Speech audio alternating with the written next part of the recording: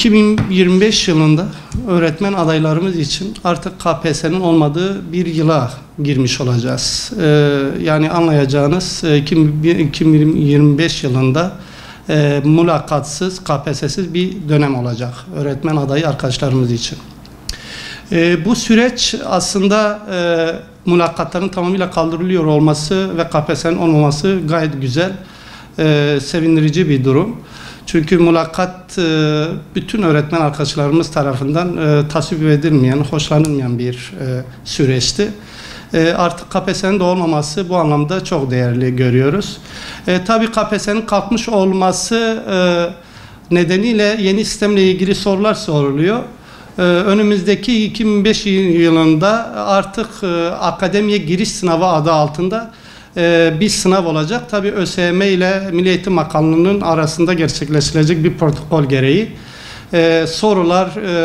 Bu soruların içeriğiyle ilgili detaylar Talim Terbiye Kurulu'nun onayından geçen konular olacak.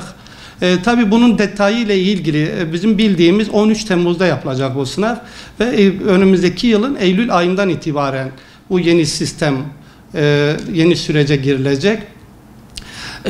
Burada akademiye giriş sınavını kazanan her öğretmen arkadaşımız Milli Eğitim Akademisi'ne girişi sağlanacak. Orada başarılı olan öğretmen arkadaşlarımız atandıkları yerlere atanacaklardır.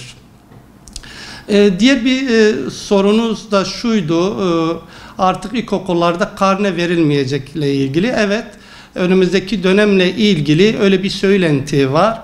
Ama detayıyla ilgili, içeriğiyle ilgili herhangi bir bilgi yok. Şu anda önümüzdeki Ocak ayında verilecek karnelerimiz var.